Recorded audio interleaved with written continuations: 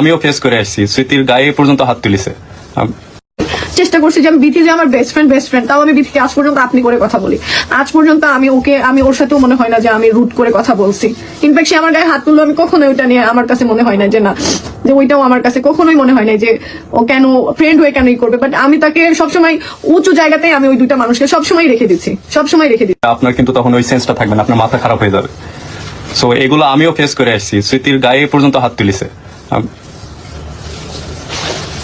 So আপনারা আজকে অনেক কিছু বলে ফেললাম, বাট আমি বাপিকে যখন পরিচয় করাইছি তখন ওকে আমি দুইটা পরিচয় ওকে আমি দিছি যে আমার ফ্যামিলিতে আমার বাবা মা, আমার বাবা মায়ের পরে যদি তোমার কাউকে যদি সম্মান করতে হয় সেটা করতে হবে তোমাকে রাত ভাইয়াকে।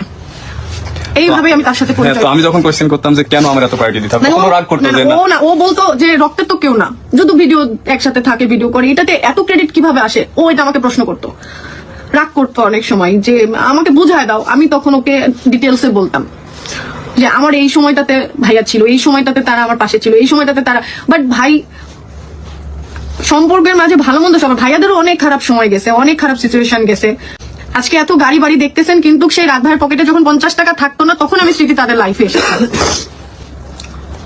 তো ওই স্মৃতিটা আমি এটা বললেন না যে আমি তাদের ফেমাসিটি দেখে, তাদের টাকা পয়সা দেখে আমি তাদের জীবনে তাদেরকে দিয়ে ভাইরাল হওয়ার এটা তাদের জীবনে হয়েছে, যারা করেছে তারা আছে, আমি নাই। আপনার এই দিনে ওই মানুষ ছিল, ওই দিনে ওই মানুষ। আপনারা ওই দিন আমাকে চিনেছেন, কেন চিনেছেন? আমি চিনেছি, আমি ভিডিও করছি, আমি আপলোড করছি, কেন চিনছেন আমাকে ওই দিন? আমি কি বলছি আমি কোথাও ভাইরাল হওয়ার জন্য করছিলাম? কেন বলবেন আপনারা এই কথা আমাকে? এই কথা কেন বলবেন আমাকে? বলেন। হ্যাঁ,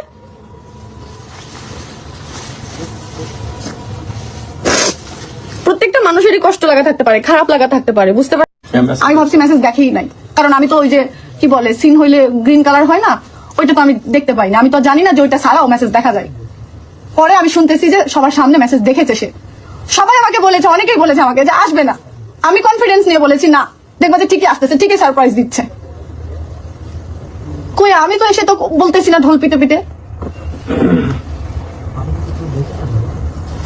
মতো অনেক মানুষই আছে এরকম। আবার আমাদের মধ্যে আবার অনেক মানুষ আছে যারা অনেক ইগো নিয়ে থাকে, অনেক রাগ পুষে রাখে, অনেক আর কি এগুলো আছে আমাদের মধ্যে। কিন্তু আমি পারি না, আমি অনেক খারাপ মেনে নিলাম, আমি অনেক রাগী, অনেক কিছু। কিন্তু আমি ভাই এত ইমোশনাল একটা মানুষ যে আমাকে কেউ জোরে করে যখন আমি চিল্লাই, কিন্তু এমনি তো আমাকে যদি কেউ একটু জোরে করে কথা বলে, আমি বাপির সাথে রাগারাগি করতে পারি, তারেক ভাইয়ের সাথে করতে পারি, আকাশের সাথে করতে পারি, কিন্তু আমি এখনো পর্যন্ত আজ পর্যন্ত আমি রাত ভাইয়ের সাথে আমি জোরে আজ পর্যন্ত কথা বলি নাই, কখনোই না, কারোর সাথেই বলি নাই।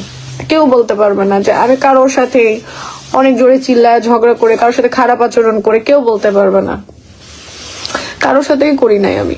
মান অভিমান হইলে হয়েছে কোনো বিষয় নিয়ে, ভুল বোঝাবুঝি হইলে হয়েছে।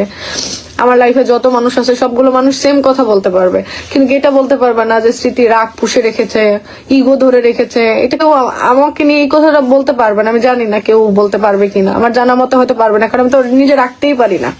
এটা আমার মধ্যে তো নাই রে ভাই, ঠিক আছে?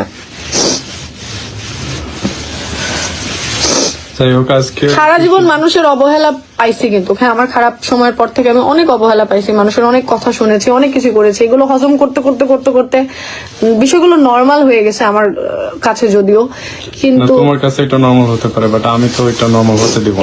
এটা হলো আসলে, এটাই হলো কথা। আমার কাছে যে জিনিসটা নর্মাল হয়েছে সেই জিনিসটা কিন্তু বাপ্পি নর্মাল নিবে না, ও এই জিনিসটা কখনোই নর্মাল নেবে না। আপনার কাছে আমি খারাপ ভাই, আপনার কাছে আমি একটা ডিভোর্সি মেয়ে হতে পারি, আপনার কাছে আমি খুবই নগণ্য ছগণ্য দেখতে বিশ্রী, আপনার কাছে আমি খুবই ছোট মানের একটা মানুষ হইতে পারি বা সস্তা হতে পারি, কিন্তু আমি তো বাপ্পির কাছে সেটা না। আপনার পার্টনারকে যদি আপনি সম্মান না করেন, পৃথিবীর কেউই সম্মান করবে না, ঠিক আছে?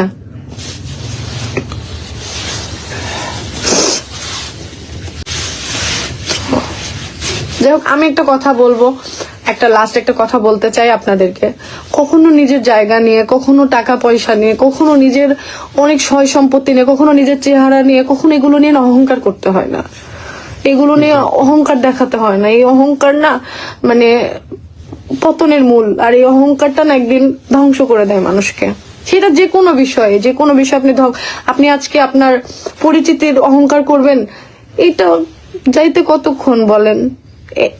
আমি আজ পর্যন্ত আমার ফেমাসিটি নিয়ে, মানে আমার পরিচিতি নিয়ে, আমার কিছু নিয়ে, আমার টাকা পয়সা নিয়ে, আমার গাড়ি নিয়ে, আমার কিছু নিয়ে আমি কেউ বলতে পারবে না আমি কখনো এটা নিয়ে কখনো অহংকার করছি বা এটা নিয়ে কোনোদিন কারোর সাথে কোনো মিসবিহেভ করছি, কখনোই না। করব কেন ভাই? আজকে যদি আমি মরে যাই তাহলে কালকে এগুলো কিছুই আমার না, এখন মরে গেলেও এগুলো আমার কিছুই না। আমরা এই যে এই সোশ্যাল মিডিয়াতে নাচ গানা করে ভিডিও করি, তো তাই হাদিসের কথা বলি না, ঠিক আছে? পাপ কিন্তু কম বেশি সবাই করি, আমরা সবাই ভুল করি, সবাই, কিন্তু দিন শেষে কেন আমাদের, যেহেতু আমরা মুসলিম, মরার ভয় সবার থাকে ভাই, বুঝছেন? সবার এটা থাকে। এতটুকুতেও অনেকে অনেক কিছুই কিন্তু মেনটেন করে, সবাই চেষ্টা করে। আমরা নামাজ দেখাই না, আমরা কি করতেছি সেটাও দেখাই না, আমরা চেষ্টা করি আমাদের দিক থেকে আমরা যতটুকু পারি আমরা করার জন্য। তো সেগুলো হয়তো